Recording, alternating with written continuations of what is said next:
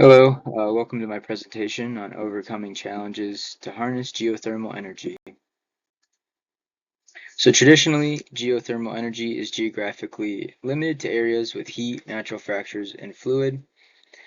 Most of the Earth's geothermal energy is locked away in areas lacking these conditions, so it's inaccessible for conventional systems. This limitation restricts the scalability and global impact of geothermal energy, leaving a vast renewable resource underutilized. Now, traditional hydrothermal systems are found in places with three key ingredients, and that's heat, natural fractures, and fluid. The natural fractures and fluid bring heat to the surface, but they exist only in only point locations throughout the world. Now, unconventional geothermal systems use engineered reservoirs to provide geothermal power from resources once considered unrecoverable because of their lack of water, location, or rock type. Now, the National Renewable Energy Lab is working on advancing geothermal anywhere, which allows them and their research to access geothermal heat even in locations without natural fractures and fluids. So, to understand the significance of NREL's research, it's important to first look at traditional versus unconventional geothermal systems. So, traditionally, geothermal systems are found in regions with the three factors that I described before. However, with advances in technology, we now have the potential to deploy geothermal systems anywhere using these engineered reservoirs, and this is where NREL's advanced geothermal systems come in. The AGS technology allows for geothermal systems to be applied in almost any location as long as there's hot rock beneath the surface. The system works by circulating fluid throughout engineered reservoirs. One of the major benefits is that there's no need for reservoir stimulation, which reduces the risk of induced seismicity, a key concern with traditional geothermal systems. Now, how is a district heating and cooling system designed utilizing geothermal energy? The first step is boreholes. Boreholes will be drilled to depths ranging from 10 to 500 feet. These are the source of geothermal energy. District heating and cooling. From the system, the boreholes serve as interconnected buildings in a district. The constant temperature from the ground is used for both heating and cooling via heat pumps. And operations in the summer and winter. So for the summer, cool water is pumped from the energy station and circulated throughout the pipes and buildings, cooling them down. And in the winter, hot water is pumped through the pipes to heat the buildings, while the cool water returns to the energy station for reheating.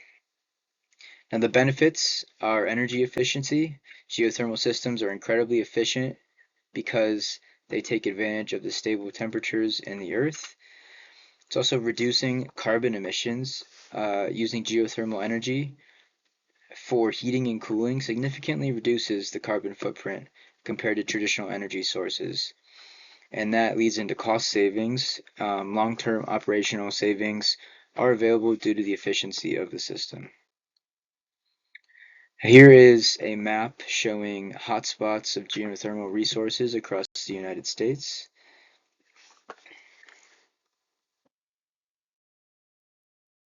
One area geothermal potential is the greatest is in regions like Nevada, Utah, and Texas, and Colorado.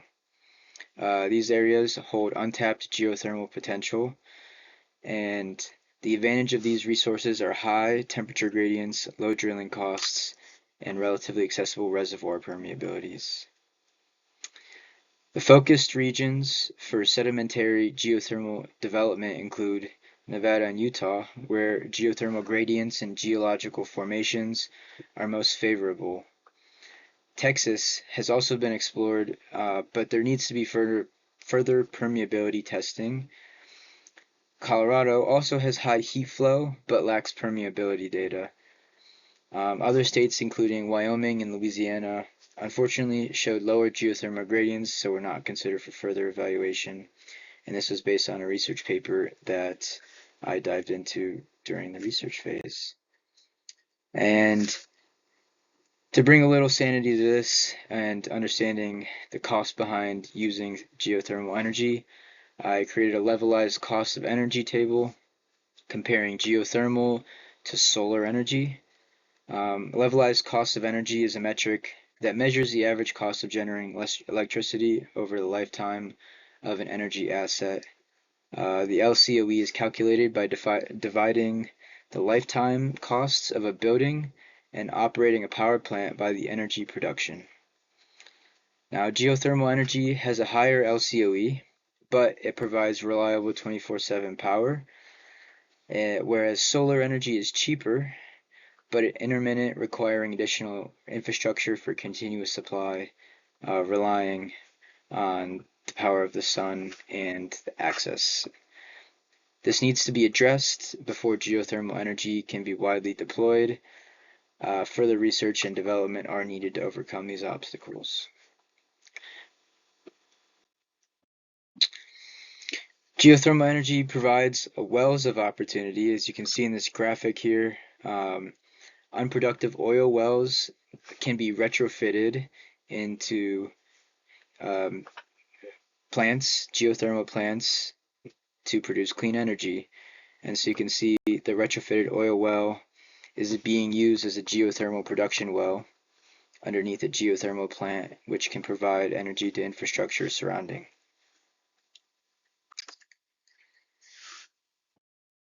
So the NREL's research is pioneering the development of geothermal energy with vast potential for widespread application. Sedimentary geothermal resources present an exciting opportunity for clean and renewable energy as well. Continued research and innovation are going to be the key to unlocking geothermal energy's full potential, especially in regions once considered unsuitable for geothermal development. And I have some cited resources here, and appreciate you listening. I hope you enjoyed and learned something.